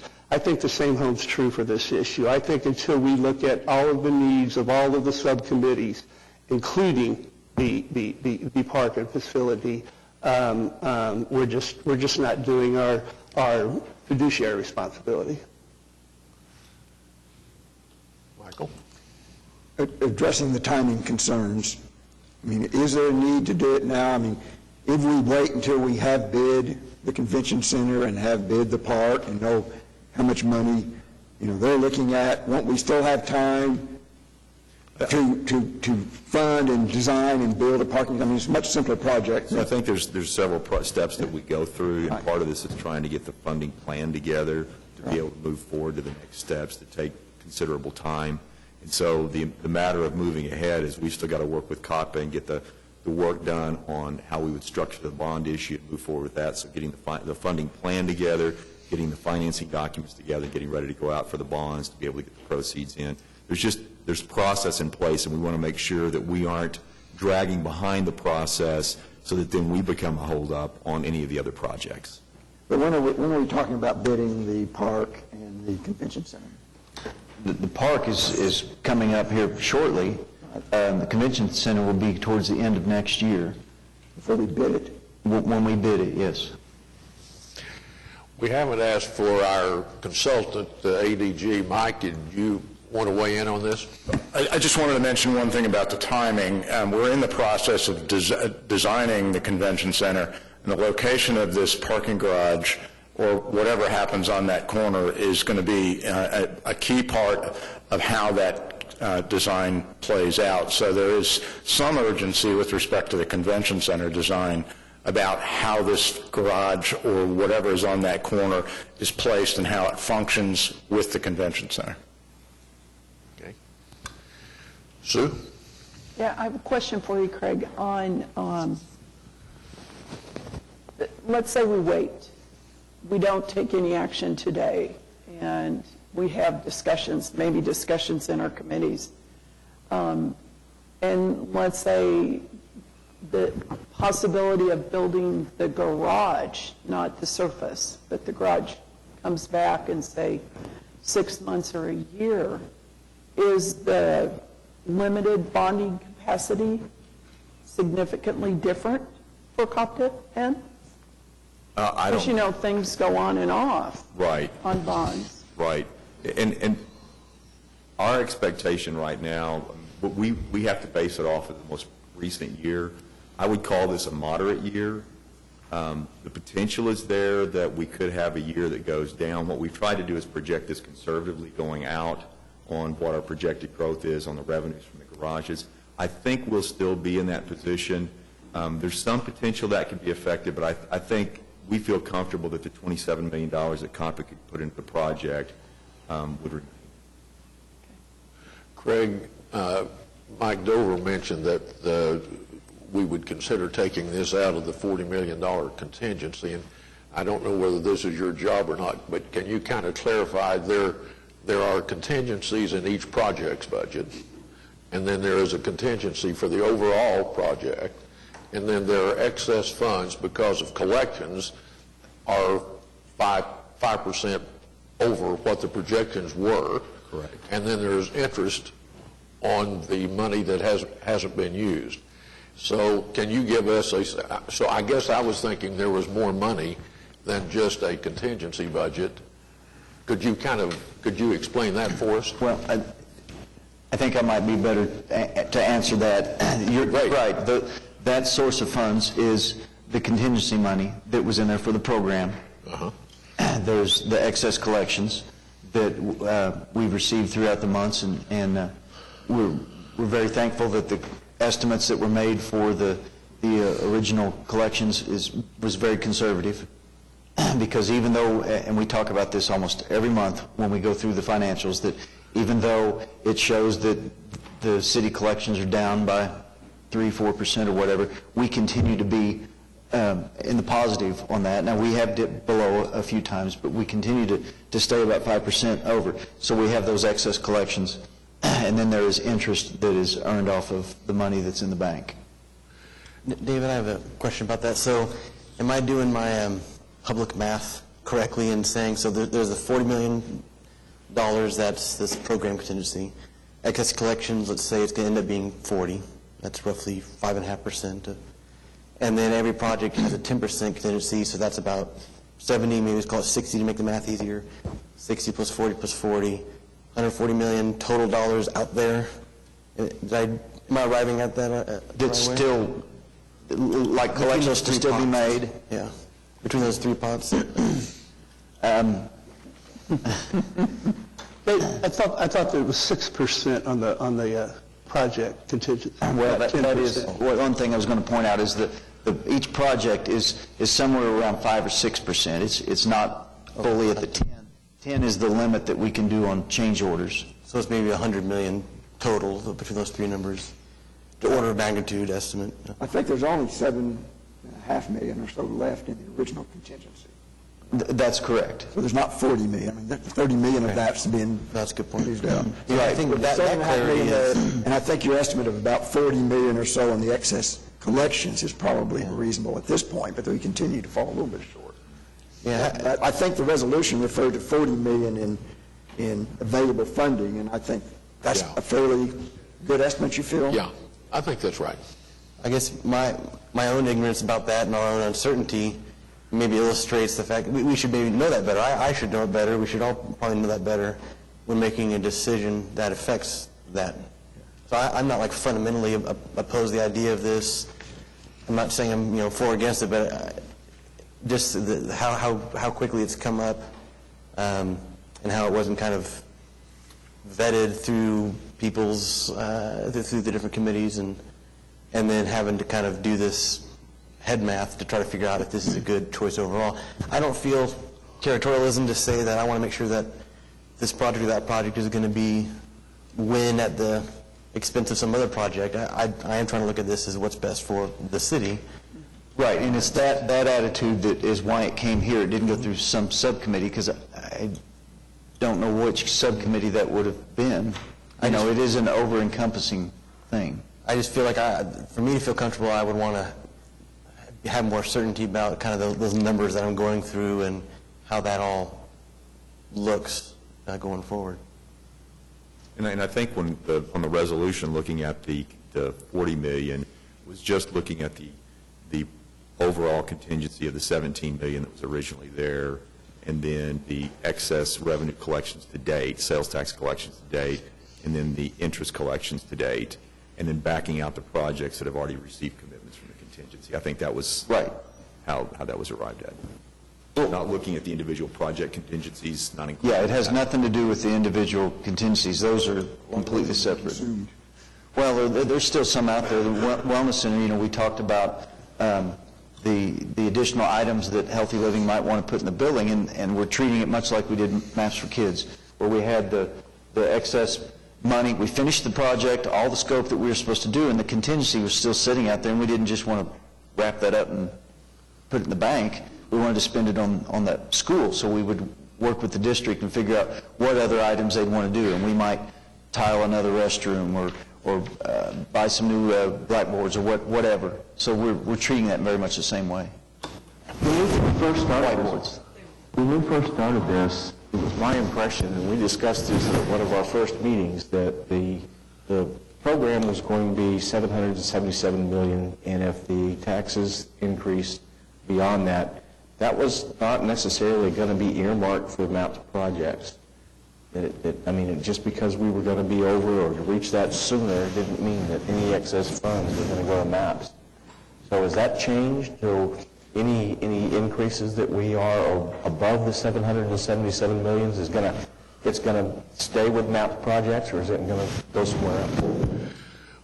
Well, I guess I've understood, Zane, from the beginning that we hoped that the collections would go as projected, and the fact that they're going in excess of projections is a plus, but that if we had that pleasant issue to determine, that would be a decision for the council. I mean, they could, and I guess I felt like from the beginning that there would be a lot of opportunities to enhance MAPS projects, that maybe there would be other things that we didn't contemplate in 2010 that would be that we would all be doing exactly what we're doing now. So I think that decision is to be made out there, but I think your interpretation was right. It was never guaranteed that money would come to MAPS 3. Absolutely. If we exceeded that. We certainly were not told, if there are extra collections, you guys go ahead and plan on using it in the subcommittees. We've never been told that. And so I think that that's a decision that the council would have to make. But again, it would seem to me just really inappropriate to think about doing other things before we make sure that we fund the projects that the voters voted for. I mean, is that correct legally? I mean, the MAPS collections are for capital improvements? Capital improvements is what it's for. You're saying it's not necessarily the 7 projects that are defined. There could be some other projects? Is that what you're saying, that weren't defined, that weren't voted on, or weren't proposed? Well, I'm not trying to speak legally. Amanda and Carol are here, but the resolution calls for spending from this fund. Is there a legal issue about that, Amanda? No, legally this money can be used for additional capital improvement. Previously undefined. Right. The 7 projects are specifically defined, and the Oklahoma City Capital Improvement Sales Tax Fund is used to fund those projects. If there's additional money, they can be used for anything that would meet the ordinance, and those are capital improvements, including land acquisition, construction of other city or city trust-owned facilities. I guess I tend to want to defer this, I think, for the time being, for a number of reasons. One, I think we've raised some questions about exactly what we're talking about here. I think we might have a little better idea in a few months about some of the other projects. And I would like some, I guess, a better understanding of, as a board, maybe, what we're thinking here on these types of projects, and how will the maps, but we still have I think, the responsibility to oversee the spending. And so on this particular project, does this go to one of our subcommittees to be involved in, to oversee, to help design and bid and construct it, or does we just turn the money over to COPPA and we no longer are involved in that particular project? I mean, what's the process thinking here? How's this? I think we still have responsibility, to oversee the spending of the MAPS money. And so is that what we're talking about, that we're going to either create a new subcommittee or put this on one of the other subcommittees to be responsible for? Or are we going to turn the funds over? Or? It could come straight to the board, kind of like what the 10 million we participated in with the transportation hub. Public Works is doing that project, but they still report back to the streetcar subcommittee, so there would still be some involvement, I would anticipate. I mean, I'd like, I guess, understand exactly what the kind of the process is and what we're thinking. I'm not opposed. I mean, certainly think we are or will be and have created parking needs, and those need to be addressed. I'm not sure I understand why this parking project is different from other parking projects that are funded through COPPA without asking other city agencies and boards and all to participate in it. I don't know whether that's been done in the past. Is this a new precedent? We're going to ask the Civic Center parking garage. We ask for help from some of the city agencies and all that were using it to participate in that. Is this a new precedent we're establishing? Is that Nathaniel? So I understand this isn't obviously particular to any one subcommittee, but in the past when we've had issues that have touched multiple subcommittees, we've convened those subcommittees. Not even necessarily to vote on something, but just to get that input.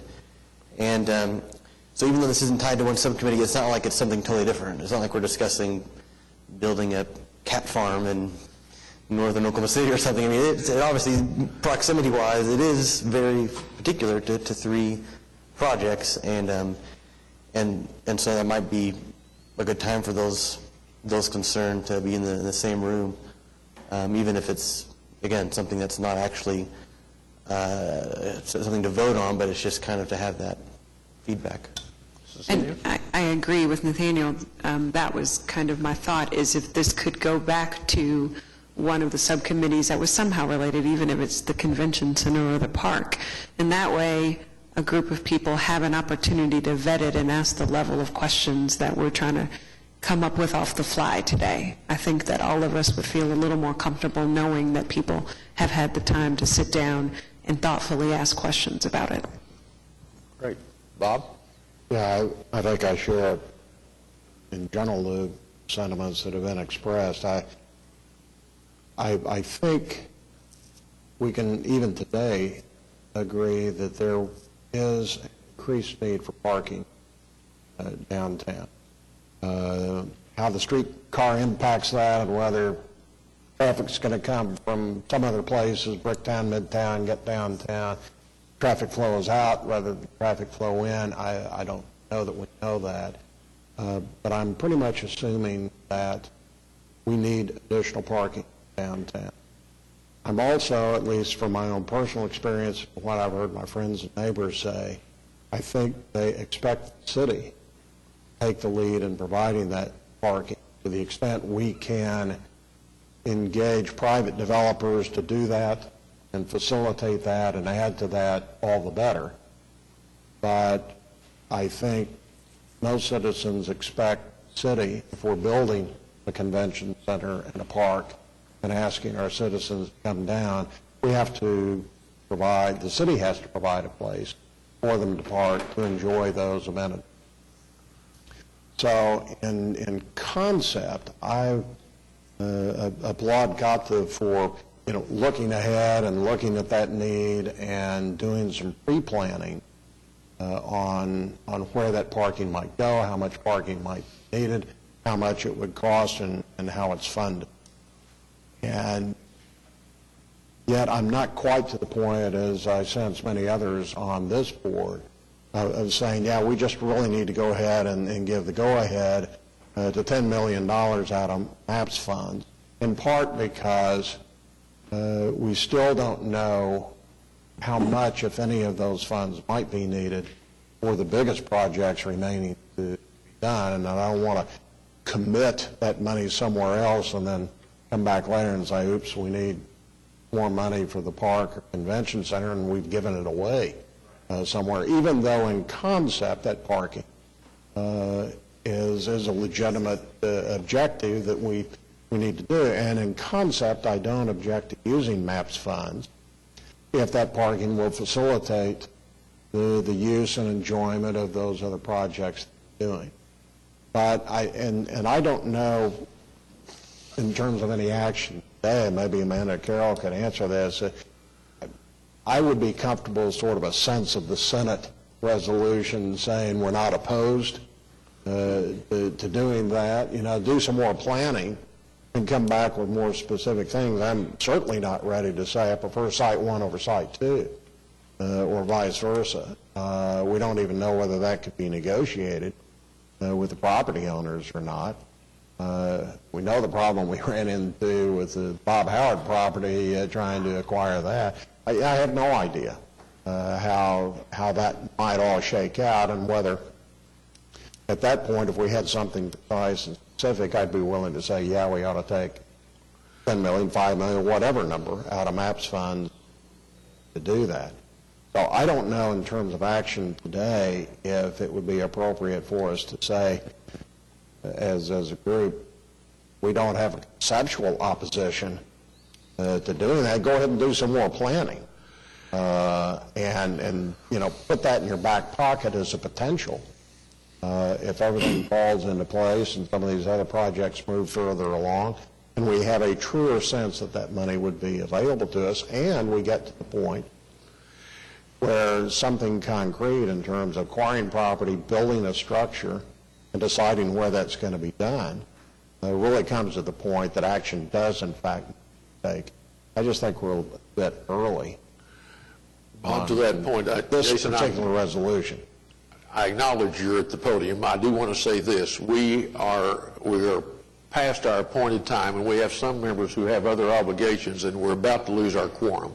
So say what you have to say quickly, because it may be that we're not going to deal with this today. Sure.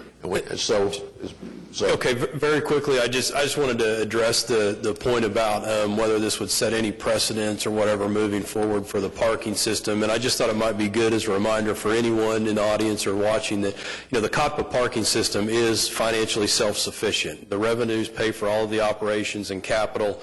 This is just a matter really of we want to be a partner in solving what we understand to be a parking demand problem. And, as Craig has explained, based on our limited bonding capacity, we're all in at 27. So we don't expect it to set a precedent. Thank you, Jason. Now, because I know some of you have to go, if the consensus is that we want to defer this and not act on it, or act on it as you choose, would someone like to make a motion while we still have a quorum, because we need to do something? I'm sorry?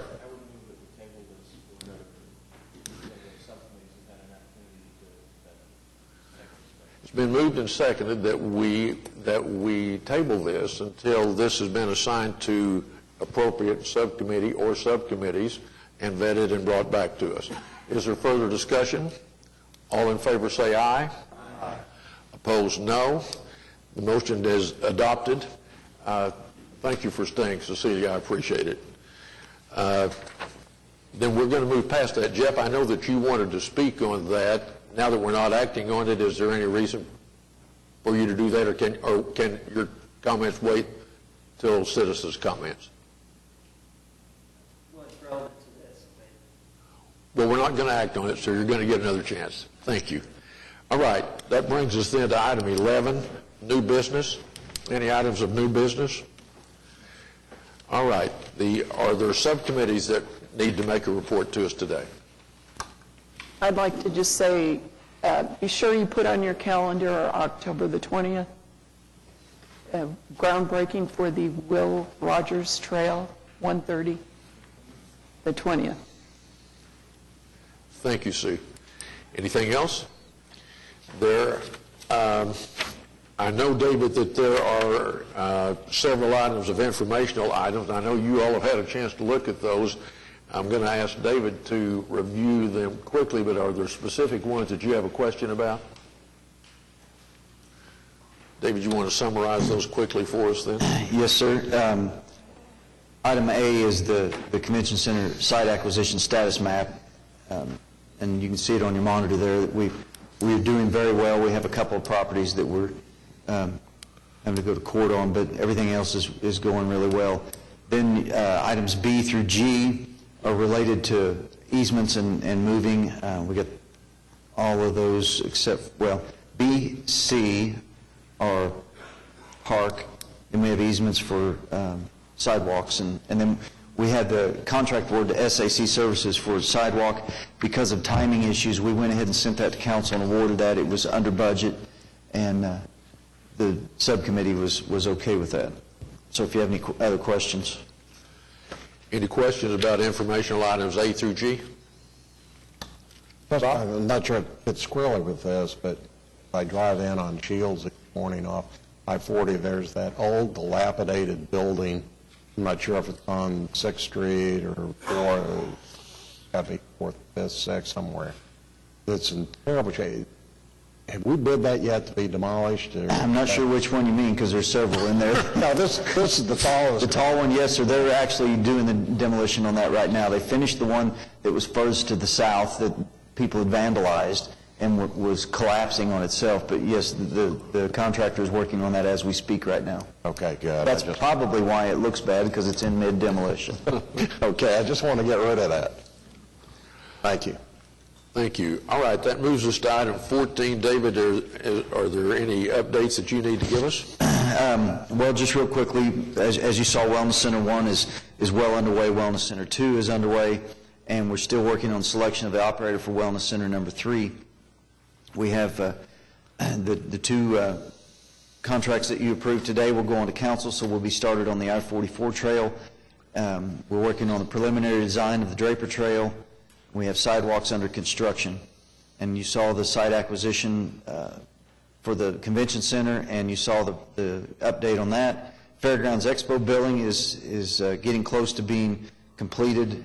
We might have another tour before we complete that if anybody's interested. The park, the design continues on the upper park. Utility relocations are underway. If you've been out there, you see that it looks like the moon out there because there's so much work going on there, taking the streets out right now. And then preliminary design of the lower part continues. Streetcar, it's very exciting right now. If you want to drive down to 10th Street right off of Robinson, you can see the rail. There's lots of stacks of rail. So the track has started arriving.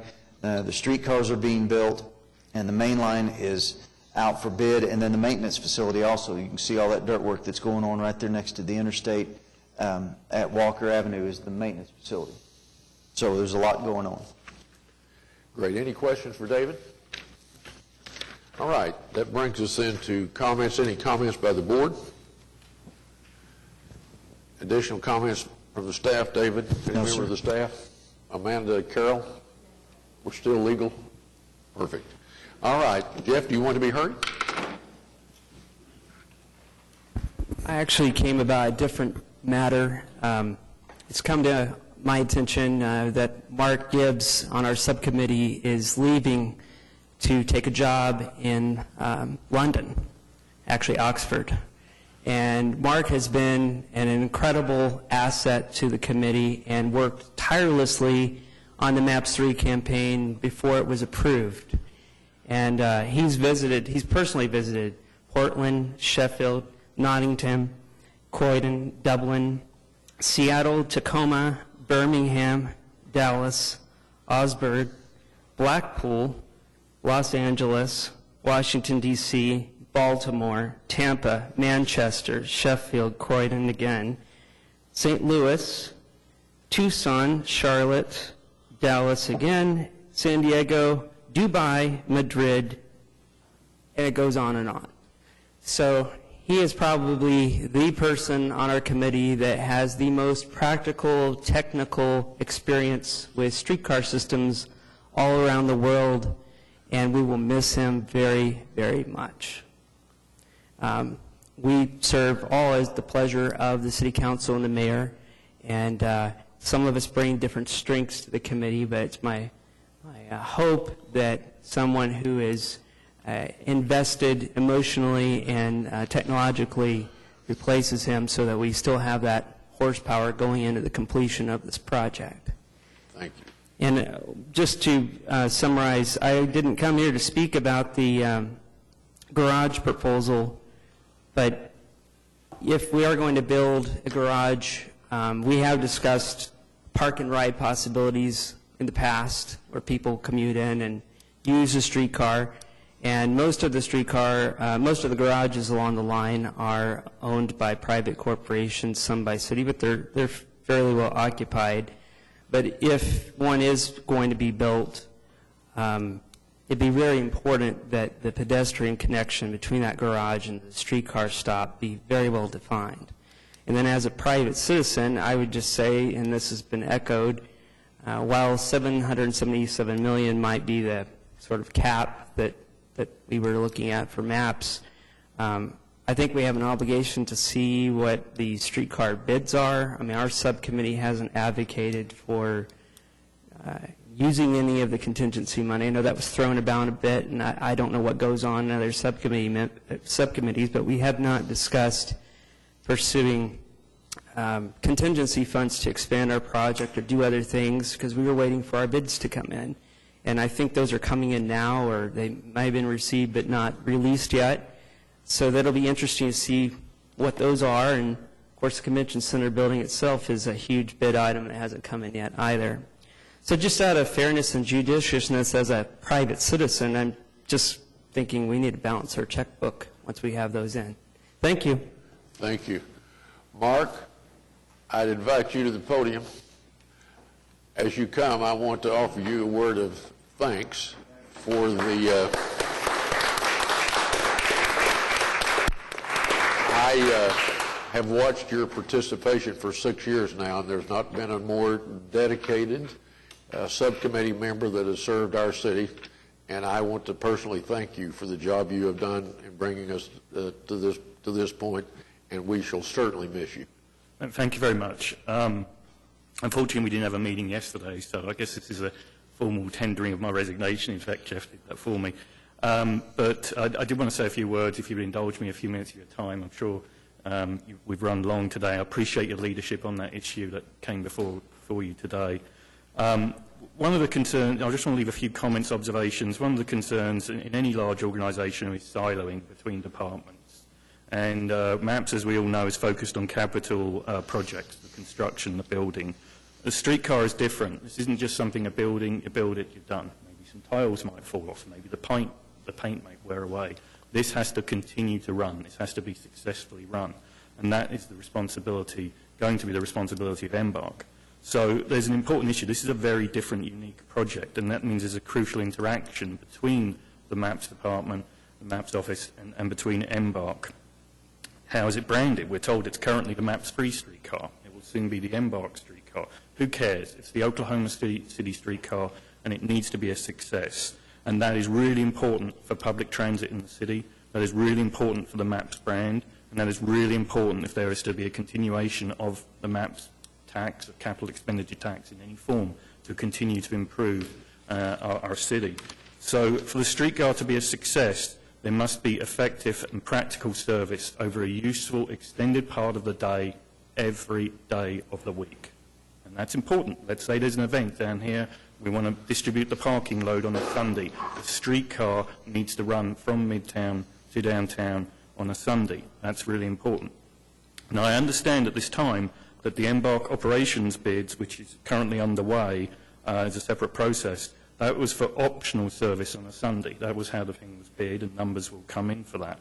But quite frankly, I have to say to you that no service of the streetcar on a Sunday would be ridiculous. Now, a really important consideration in all of this is transportation equity. If the streetcar runs on a Sunday, why doesn't the bus service run on a Sunday? That needs to occur, okay?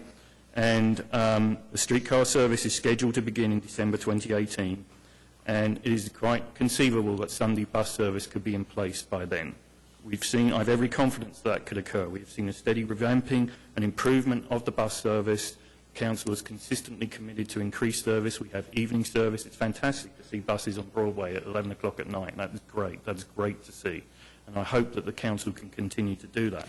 And so I would challenge Dr. Shadid, and I would challenge Councilman McAtee to work with the rest of Council to build a consensus to make sure that there is Sunday bus service as well as Sunday streetcar service in place in 2 years' time. And I think that's an entirely reasonable goal. Okay? All right. Very good. That's an important issue for Council. What has that got to do with the MAPS board? Back to siloing. Back to what can the MAPS endeavour do? What needs to happen? What is crucial for that to happen is that we make sure that we take every opportunity to minimise operation and maintenance expenditures. We need to be designing wisely. We need to make sure things are done efficiently from a maintenance point of view of the vehicles, but also for maximising potential advertising and sponsorship revenue.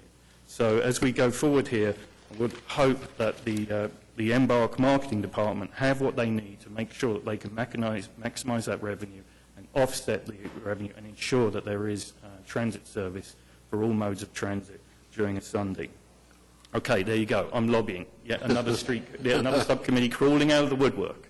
I'm not looking for 10 million, but it may be that there could be the option of 500k may be needed to expand, let's say, full touch functionality on the advertising pylons at the thing. Minor thing, but that's important. And I want to just come back to my point about transportation equity and making sure that the streetcar is a success going forward.